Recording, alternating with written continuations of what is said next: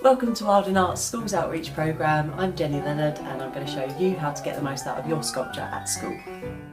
When your sculpture is delivered, it will be wrapped in bubble wrap, so just use scissors or a standing knife to take that off. So your sculpture arrives. Perhaps you can unwrap him in assembly and ask the pupils what the sculpture is going to be. Is it going to tell a story? Is it going to be a famous character, perhaps a mascot for the school? What themes can we tie in?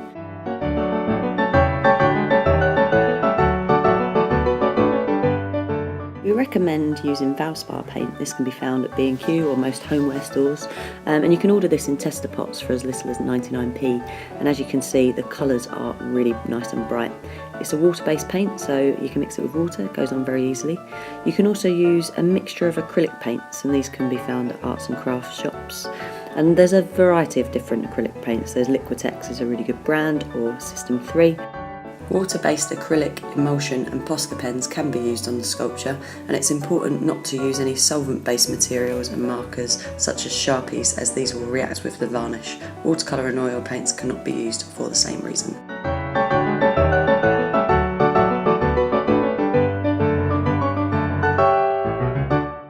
You can use our templates at your school to help the children design what they want on the sculpture, and we recommend when you come to paint the main sculpture to divide it up into lots of different sections so that each child can get to paint a piece. You may decide to let each pupil draw around their hand and colour it in, or simply just divide the sculpture up into a jigsaw, but we recommend getting everybody involved. When you come to paint your sculpture, it's a good idea to outline in pencil first where you want each part to go.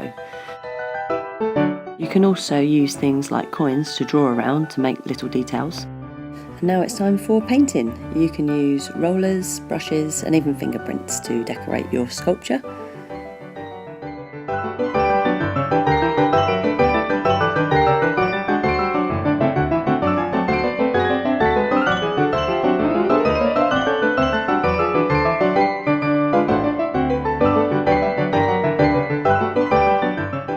You may decide to make a stencil, so just do this on a thin piece of card and cut it out with a standing knife. Just make sure the children don't use the standing knives, and this way you'll get a nice shape that is equal across the sculpture for the children to use as a template. Something that's great for outlining are Posca pens, and these are water-based acrylic paint markers that can be used on your sculpture to create finer details and highlights.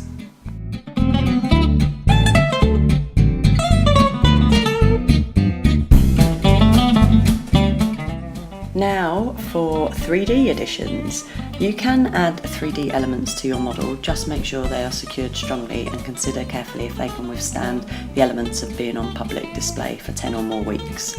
Make sure that the 3D elements don't present a hazard, for example any sharp edges or things that can be tripped over, and don't add 3D extras if you choose to house your sculpture outside when it is returned to you after the public display, as they will not withstand the weather and the elements. You may choose to do some collage on your model. Just use PVA glue and decoupage paper, and just be mindful that little fingers do like to pick these off sometimes. Just place a small piece of glue onto the back of your paper, spread it out quite thinly and place very carefully onto your sculpture, smoothing it all out.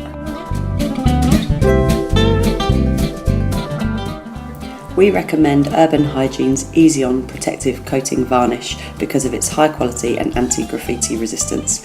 However, non-yellowing yacht varnish can also be used. Hello, we're now going to mix the resin with the cure. So the cure just goes into the top very carefully of the resin bottle. Just tip all that in like that. And then once that's in, just put the cap back onto the resin and just mix it up, and just spend a couple of minutes just turning it over and making sure that's all fully mixed. Just going to stop right here to tell you something super important. Before you apply the varnish onto your sculpture, make sure you test the varnish. So test the varnish on a tiny little discreet bit of your sculpture, just so that you make sure it doesn't rub off or smudge in any way. You also want to make sure your paint is completely dry before varnishing. You allow 12 hours in between each coat of varnish and 48 hours before you start to move the sculpture and handle it. And make sure you varnish in a really dry area because humidity can affect how the sculpture dries.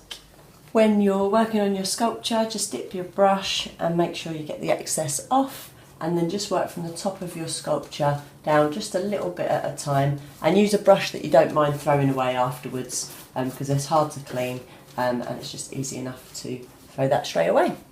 And once you've completed your varnish, the best practice is to just walk around the whole lot and just look out for any drips, because the varnish does tend to drop quite a bit. So just scoop up any drips that you see sort of coming down on the sculpture. So just give it a once over all around and then you are done. And finally, these are just a few tips of how to make the most out of your project whilst it's at your school. So that's all from me. Good luck painting your wild in art sculpture.